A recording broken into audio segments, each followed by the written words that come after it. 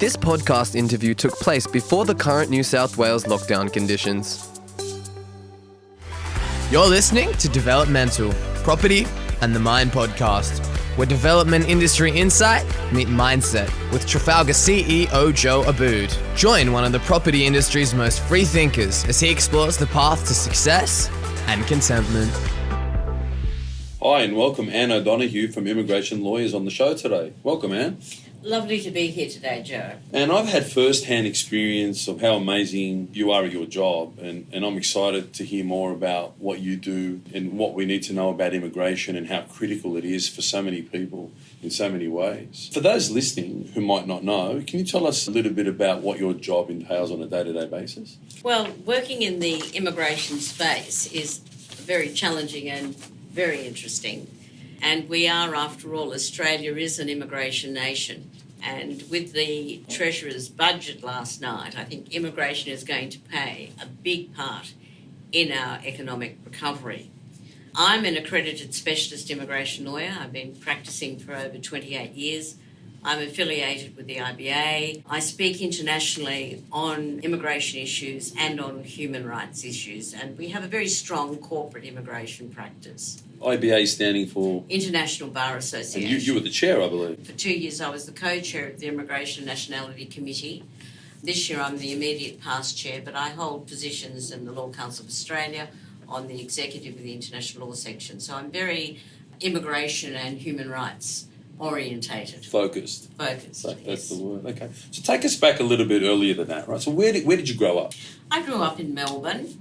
My family were fairly well known in Melbourne. My grandfather designed the Melbourne Cup, the first Melbourne Cup, which was a loving cup design in 1919, and my father took over the business, and they made, I think, the Melbourne Cup for 50 years, and the design today is a very similar design. It has been modified just a little bit. Might be a sign I might win a Melbourne Cup one day with one of my horses. So. Well, I mean, it's a wonderful race, but you know, my father never saw a Melbourne Cup race. Didn't interest him. No, he just but great history, and that's how I grew up. And I think if he hadn't died tragically in 1970, I think I would have been making the Melbourne Cup today. He always wanted me to be like a Hester Bateman, which was the woman silversmith, very well known in, I think, the 1800s in the UK. But life changes and you get different pathways and you move on. So it seems to have shaped you. Talk to me about how it shaped you.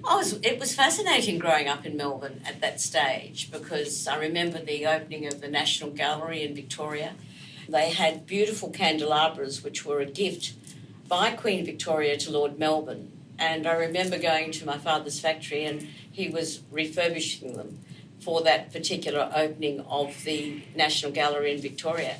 And as a child, you know, he opened this safe. It was like an Aladdin's lamp. You know, you'd see these beautiful pieces. And yes, it was an interesting time growing up in Melbourne. And then you got into law. I did. Apparently, you did tell me once yesterday that you started off as a property lawyer. I did. I worked for Jennings, and then I was headhunted from Jennings to Baker and McKenzie in Sydney. Then I married in Ireland, and I came back and I decided that at my age I should set up my own practice, and I did in 1993. At that stage I had a 3-year-old son. I decided that it would be best. It was difficult for women at that stage, and so I set it up. I found the cheapest rent I could in Sydney at Trades Hall, and I started business in 1993. And like you've done amazingly well at what you do in the immigration space as a lawyer. Like I said, first-hand experience. We've worked with you, and you've helped myself and my family, and a few colleagues along the way. You seem to be at the pinnacle of your incredible career. What have been some of the highlights for you? Well, there's been a lot. I suppose in 2019, doing the Presidential Task Force for the IBA, this was the first time the Immigration Committee of the IBA had ever been asked to do a Presidential Task Force. And that was extremely interesting. I had speakers from all over the world. I had Lord Dubs, I had Baroness Helena Kennedy speaking, and it was a great opportunity. And I focused on the migrant children and the modern slavery aspect of the migrant children. And as a result of that, the then president of the Law Society of New South Wales was attending the IBA conference, and she asked me to nominate for the New South Wales President's Medal Award, which I did, and I got the high commendation for that. And that was very important to me because I was competing against all lawyers in the whole of New South Wales in different areas. So that was really lovely. And of course, I won the 1919 Migration Partner of the Year award. I think I was a finalist in 2017 and 2018. And the year I win, I'm in Florence and someone rings me, "Anne, you've won. So I wasn't even there because I just finished an IBA conference in Seoul and I took a week off to go to Florence, which was lovely. Yeah, it would have been amazing. And talk to me about life-changing moments in your career, pivotal moments. Well, I suppose I've had many, but it was the Bangladeshi girl who her parents came to me, and I think Chris Bowen was the minister at that stage, and they'd been knocked back, and she had her organs on the outside of her body, and she had to have a lot of surgery done in Korea, but then came to Australia, and all the Australian doctors were saying, "Oh no, it's not life-threatening, she can..." So what I did, with the help of my staff, we wrote to specialists in the UK and in the US, and we got these specialists, top of their field, pro bono, to give us their opinion, which was that it was life-threatening. So you worked the system a lot. I worked the system. I don't think I was that popular with the medical profession locally, but I saw my obligation to the client here. And we were successful. I think it may have been a third ministerial when I took it over. It was number 3. There was a lot of publicity at the time. I think Natalie O'Brien did quite a few articles in the paper on it, but the minister did intervene. Subsequently, the family all became later on Australian citizens. One thing I find interesting in your field, which I can draw some parallels in the planning field, I guess, and in the property and development space at the moment is, working the system, as we sort of just described, I think is an important part of what we do. I think we're always faced against difficult policy, sometimes policy that's open to interpretation, and then, the way I would interpret something and the way you might interpret might be completely different. It was written in a particular way. I mean, I've been involved in situations when the author of the policy that wrote it is arguing with a planner on the other side, and the planner on the other side is trying to tell him what he meant to say or do when writing that policy. I mean, that doesn't make any sense to me when you've got the author of the policy sitting there. And I'd imagine in immigration it would be the same kind of thing, right? Well, it is, because you've got legislation, you've got regulations, and then you've got department policy, which does change from time to time. And I suppose I've spent my immigration life in trying to work the system, trying to put a square peg in a round hole and find a way around for people, because the immigration legislation is very prescriptive, very complicated, ever-changing, and very politically sensitive. So you've got every particular trigger there at any point of time. So it is not just knowing the law, it's knowing how to act and what type of strategy to put forward. And I enjoy strategies. I enjoy challenges. Yeah, I think we share the same passion. Absolutely. That's something that drives me every day, is the more difficult the process seems to be. And sometimes not even that. I also enjoy being first to market with these things. So a new policy, new reform recently comes through. The Treasurer and the Productivity Commission have worked together with the Minister of Planning to drive reform. The Planning Minister, God bless him, is all about reform at the moment, and there's so much reform going on. And then we're left holding the bag, trying to work out how to meander through, a myriad of new policies. You can't do anything because the old policy's, being changed at the moment. There's a draft policy in place. You must consider that. In all of that grey area there starts to, in our opinion, bring opportunity at times, because everybody's too scared to act. No one wants to take any risk in doing that. Do you find that, there's opportunity in conflicting policies that are written, or the ever-changing policy, or the various layers that are put on top of each other when creating policy? Well, I think there's opportunities, but the key is seeing these opportunities and acting on that. And you have to sometimes be brave, in these fortune favours the brave. We know That's that. right, fortune does favour the brave. I was trying to think of that phrase exactly. I thought I'd help you out. Thank you very much. You're most welcome. It does. And timing is everything. Yeah. Timing is everything. Yeah, absolutely. And sometimes, people would say to you, oh, you're pretty lucky, you've done pretty well. They forget that you've been on this thing for 5 or 6 years. Are you lucky, or did you just prepare yourself for... No, you're persistent. Persistent. And you don't give up. And consistent, absolutely. So let's talk about immigration right now and how it's affecting the economy. I think that's an important piece of our discussion today because... Well, obviously Josh Frydenberg thinks so. Yeah, look, yesterday they released a whole heap of incentives, let's call them, and a lot of spending towards immigration. Without immigration, I don't know that we really can perform in this country, But talk to me about how the lack of immigration at the moment is affecting us, in your opinion. Well, at the moment, we've got over 300,000 people in Australia on bridging visas. It is the highest we've ever had in the history of Australia. This is not just a COVID-related thing. We've got a lot of backlogs in different visa categories, which the department needs to address.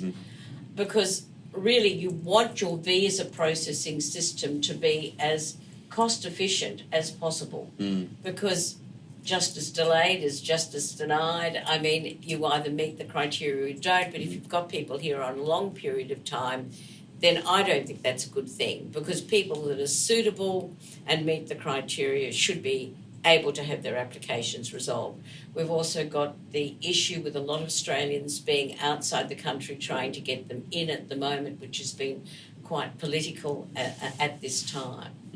But interesting you say a backlog of 300,000 people.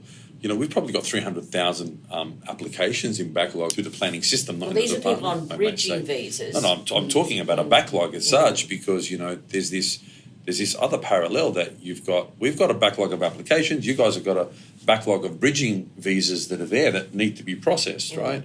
It also brings back the memory of trying to purchase a piece of crown land once that I tried, and I did successfully at my home, and there was a 7-year backlog. So in every department, there seems to be this major backlog here. That's what I'm trying to sort of bring to the surface here is the public service has got a lot of work on its hands. The epidemic is not helping us. It's only creating more backlog. It's creating more uncertainty. We're just going to end up in, are we going to end up in a spiralling effect of economic failure because of all of these backlogs?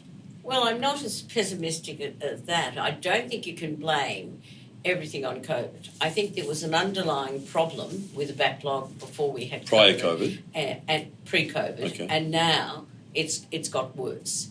But I do think governments have to address it, and appropriate funding to departments that have got these issues needs to be provided. I mean, at the moment, there's certain things in the immigration space that doesn't necessarily deal with immigration itself, but for example, FIRB is a problem at the moment. I've got certain tenants that want to go into certain facilities of ours. They've got funders that have got money stuck that need to come from offshore. They can't get an FIRB approval. That's all a part of immigration, right?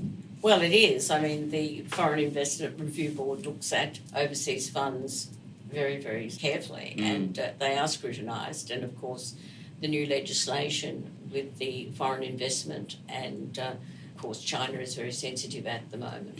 I'm living that at the moment, where I've got a prospective tenant for a development, and they want to use funding from a source, and that funding also is bringing the subtenant with them, right? So there's this flow-on effect at the moment where, FIRB is an issue, immigration's an issue, people can't come in and money can't come in, right? We're stuck. Well, what COVID taught me, what you thought was a simple visa application no longer became that, because you not only had the visa component, you then had to involve the Australian Border Force for the travel exemption. Then you had to get an actual flight booked, and then if you were successful in getting the person here, they had to do the quarantine. So you had so many different state and federal authorities involved, and New South Wales by all means did the heavy lifting. I think Gladys Berejiklian should be commended for the work she did. She kept the state afloat and things moving. Yeah, look, overseas is a disaster still. Some countries are doing 3 and 4 and 5,000 deaths a month. I can only speak of one country that I actually receive a daily report on, and in Beirut we've gone from 3 to 5,000 cases a day. We're down to about 600 cases a day, they're saying. But the only reason there's only 600 cases a day is if you actually do the maths, if you're doing 3 to 5,000 cases a day over the last couple of years, there's only a population of officially 4.5 million, 6.5 million unofficially with dysphoria there, and illegal immigrants and stuff like that, let's call them. And there's not many people left to get it. Everyone's got it. Everyone's had it, or knows someone that has. So they've taken it head on, unfortunately there. But I just think that maybe, just maybe, they might come out the other end a little better, because we still might have to face something, with this epidemic, for the future, because we're seeing Gladys and the other premiers around the country are treading very cautiously and very carefully with it. And as soon as there's one case, we're going into sort of lockdown mode. Extreme, I get it. I think the writing's on the wall in that their extreme measures have created only 1 or 2 cases every now and then, and that's an amazing place to be in this epidemic. Your thoughts on that? Well, I think Australia has done very well with the epidemic, but there is also the concerns of other strains, and if, say, third world countries don't get the help, like India, for example, we could see other strains developing. And various mutations and stuff, yeah. I'm very much, I think the Department of Foreign Affairs and Trade has done a good job in supporting India in these circumstances. Yeah, look, recently I agree. I was sitting on the other side of the fence trying to go back and do some business overseas when we originally came to you. I had a different opinion. I thought it was overkill. I'm guilty as charged, and I definitely agree that they've done an amazing job, and we owe them a lot. So talk to me about, for you personally, what drives you, what re-energises you, and what focuses you on a daily basis? Well, I'd start by doing my 30 laps in the pool every morning, or at least 5 days a week. Yeah, that's 30 more than I do a day. Helping people energises me, being able to solve a problem and getting an outcome. The money is sort of a secondary aspect to me, and that may appear to be a very facile remark, but it is. Money can always be made, but actually building relationships with people and doing something meaningful is a lot more fulfilling. And some of the best cases that I felt most fulfilled on has been a pro bono case. Yeah, so you're in the business of solutioning just like we are. An advisor once said to me, you're not in the business of property, you're in the business of solutioning.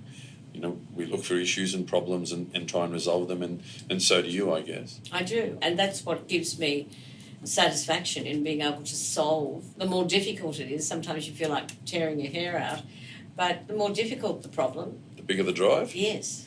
I share the same passion. Why is the issue of immigration so fundamental? Because we are an immigration nation. We don't have the, histories of Europe. I mean, when you look at when the first fleet came out and where we are now, our whole nation has been built on immigration. Yeah, and obviously through the COVID periods that we just discussed, immigration became, at the centre of the epidemic, really. We had to stop it, we had to manage it, all that kind of stuff helped us control that. And then there's a flow-on effect of that, as we sort of discussed earlier as well, that, immigration and its relationship with property and the economy on a macro level, I guess.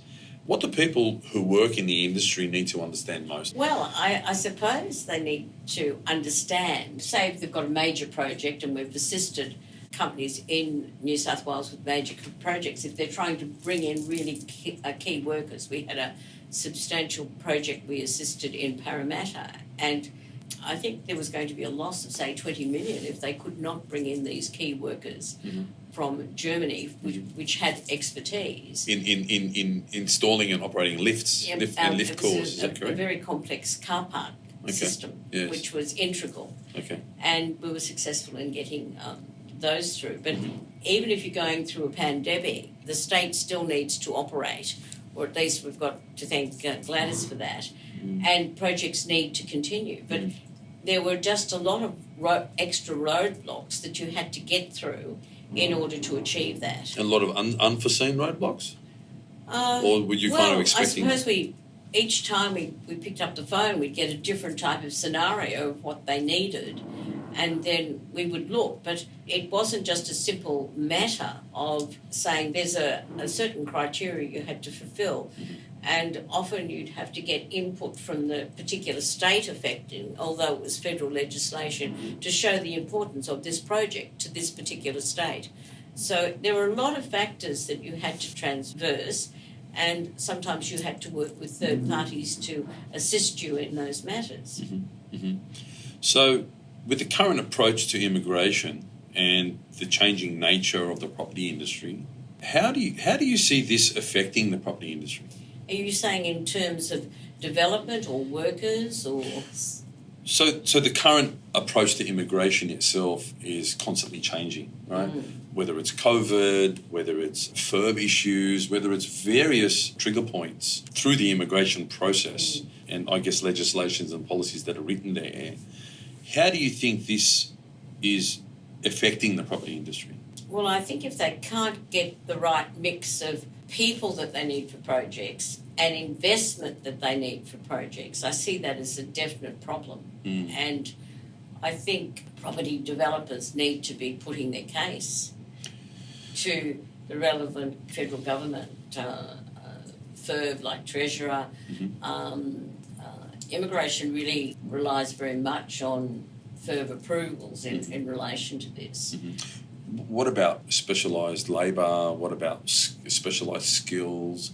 What about all of those, I guess, other disciplines that we need to rely on as a country because we're not producing enough? Well, we do have lists of specialised skills and you can get people in. I mean, we were able to get people in during COVID, but I think there's a recognition within the Department of Immigration that we do need certain skills in the country, and that's what we're focusing on. And of course, there is the latest development of the global talent visa, which is trying to bring in the best and the brightest to Australia in areas where we need these particular talents, like medtech. There's a whole list of them. They're all the new technology areas because we're a very high labour country in the sense of our wages and salaries.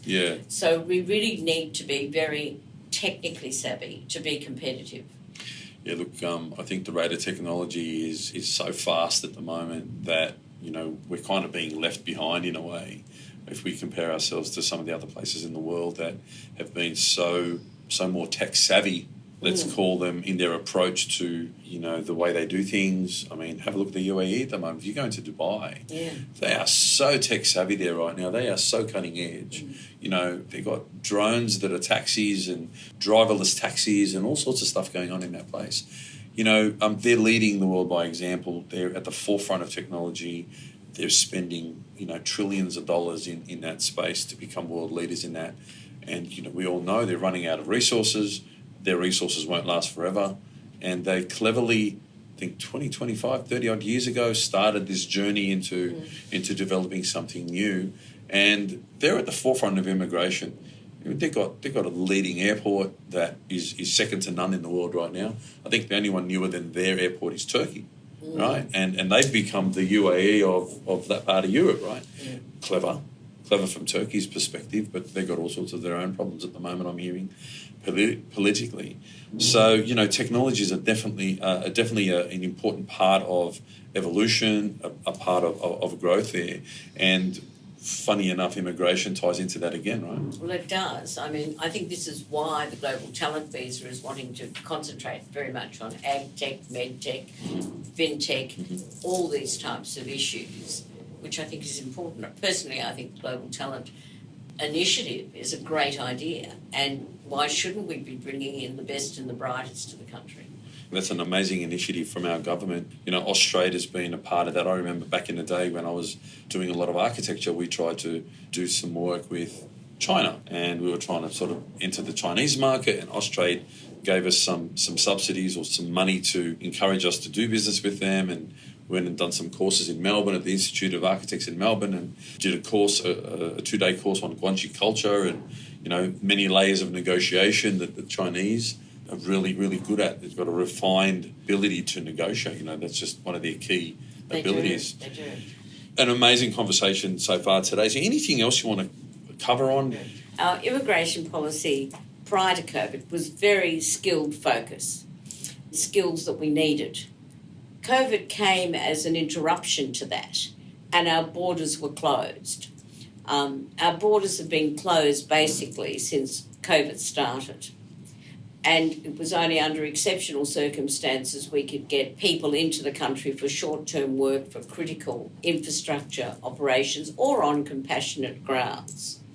But Australia, by and large, is looking for skilled people to come in to fill the gaps in our skilled shortages. We have a Liberal government at the moment who are very orientated towards building the economy and growth. And independent skilled migration is very competitive. At the moment, I think we've got a total number intake of 190,000, and we'll have to go up if we're going to build the economy post-COVID. I think we need to be careful. We've got a lot more other factors that we're looking at now. We're looking at security aspects. We're looking at threats to Australia. So I think we're going to be a lot more, inquiring, making a lot more of sort of background checking and things like that, because we are coming into we're in a very sensitive situation in the Asian Pacific. I can remember Tiananmen Square when Bob Hawke cried, and of course lots of people were let in, the Chinese students were let in at that stage. I mean, that's going back, I think, around about 1989, around that vicinity. I started the practice in 1993. There have been so many different changes. Back then, if you were undocumented in Australia, and even if you were in a relationship with an Australian citizen and you had an Australian child, you couldn't make the application on shore. And we fought and fought and fought. And fortunately, we were able to make the law change. We were able to make the application in Australia. But it was facile because at that stage I was the honorary solicitor for it was called the Australian Irish Welfare Bureau, that my husband founded.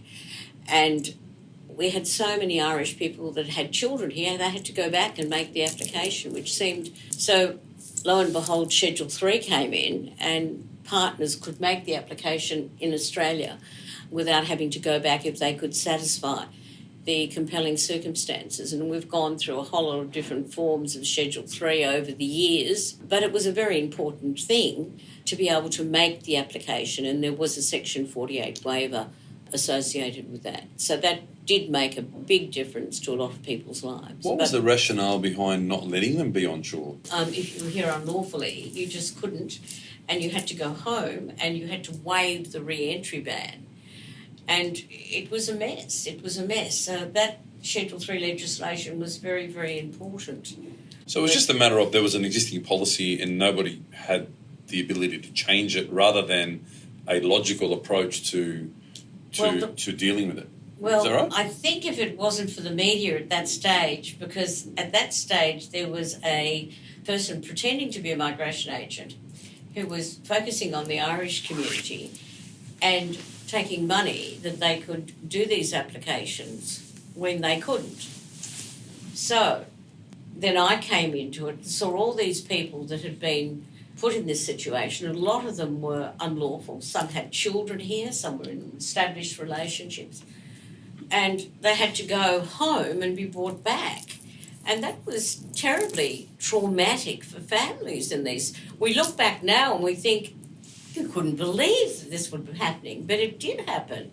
It was around, I think I started in 93, I think it was around 94, 95, somewhere around there. Nothing comes easily. Like Schedule 3 took a lot of publicity, a lot of people suffering trauma for the legislation to be changed.